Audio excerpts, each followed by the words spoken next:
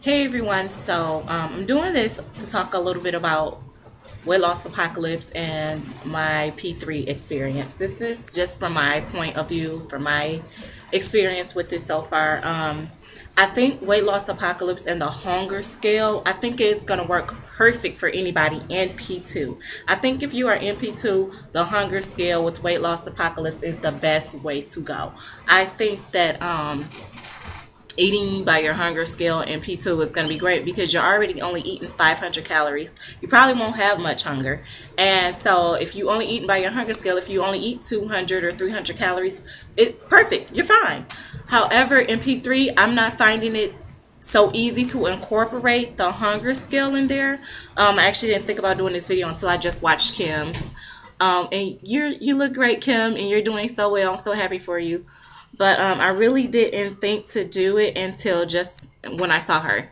I get you. You're absolutely right, Kim. I'm a first rounder, the same as you, so I am totally confused on how to incorporate the hunger scale with my P3 because, like you said, if you're not eating it, you don't want to limit yourself to two less calories.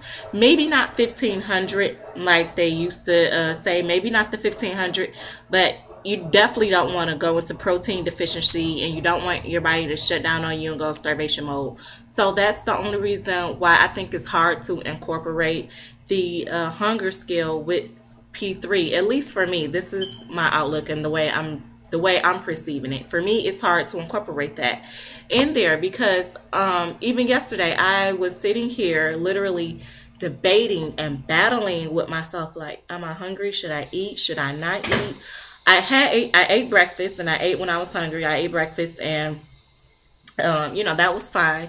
But we were getting ready to leave and I'm sitting here like I'm not really that hungry. I wasn't really hungry. Based off the hunger scale, I was probably a 4. So it was like, okay, well, don't eat because you're not hungry. And then I didn't eat and messed around and didn't eat for hours on end because when I left, I did not want to pick up anything to eat. And by the time I wanted to go out to the restaurant and have a steak, but by the time everything we had to do was done and it was already late, it was like 4 or 5 in the evening then. And so by the time I got back home, it was like 11:30 at night. And I'm like, okay, I don't want to eat now because it's so late at night. I didn't exercise or anything. I didn't want to eat a heavy meal. So I ended up just like snacking on some peanuts. They're gone, I promise. But I just ended up snacking on some peanuts last night because I didn't want to eat anything too heavy. And I snacked on some peanuts and drunk about 1.5 liters of water. And I was actually fine. I actually did take my hunger away. But it's just the point, like, it was really hard for me. I was sitting here torturing myself. My husband's looking at me like, it's not that serious, babe. I don't know, it just made me think like, I don't know, maybe I don't know how to judge my hunger scale just yet. Maybe that's another issue. But yeah, I think doing on P3 and trying to go by the hunger scale, I think is really hard for me. It may be hard for a few others out there. That's just my perception and opinion of it. I don't know if it's like that for everyone. Like I said, this is my first round, so me trying to go by the hunger scale in P3 has been really hard for me to do because I'm trying to make sure I get all my calories in. And I know Kim was saying that in the past, calories in, calories out hasn't worked for her.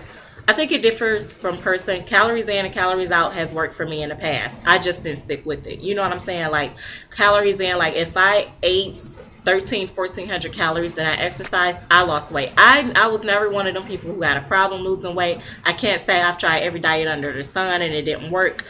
I'm not like that. I can lose the weight. It's just the keeping it off. You know what I mean? And for me, this protocol for some reason has like turned the switch on to just like, okay, you lost the weight, now keep it off. The maintenance phase for me, I think, is a really good thing. I think the maintenance phase is good for everyone because it shows you how to keep the weight off that you've already lost, so you're not gaining it back after like you've done in the past, if that's you. But yeah, the Weight Loss Apocalypse, it's a really good book. Like I said, it's a really good eye-opener. It's touches on some things that I was like, oh wow, I had a few aha moments and stuff like that. But for me, trying to incorporate it into P3 has just been really hard. So Kim, if you find out a way, sweetie, to incorporate the hunger scale into P3, let me know how that works out for you, and maybe I can, you know, get some pointers from you on how to incorporate it, and just not in P3, but just like in everyday life. You know, it's supposed to be a lifestyle change. That's what P3 and P3 is about maintaining, but when you get to P4 is more so, for me, I think is more so lifestyle changing, because the 500 calories, you're not going to just eat 500 calories for the rest of your life. You're just not going to do that. So for me, I think P4 is just more so how you're going to eat for the rest of your life. And I want to get to that point to where this is how I'm going to eat for the rest of my life. And if I can incorporate the hunger scale with all of that in there and still not being malnourished, or under 800 calories is really extremely low.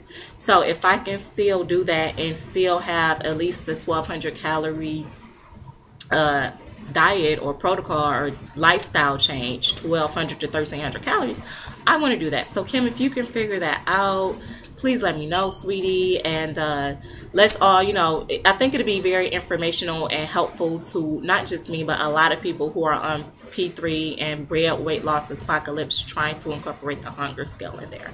All right, guys. So sorry, you know, didn't really mean for this video to be 6 minutes, but yeah, that I just wanted to touch on that. And like I said, Kim, if you find out any information, please let me know.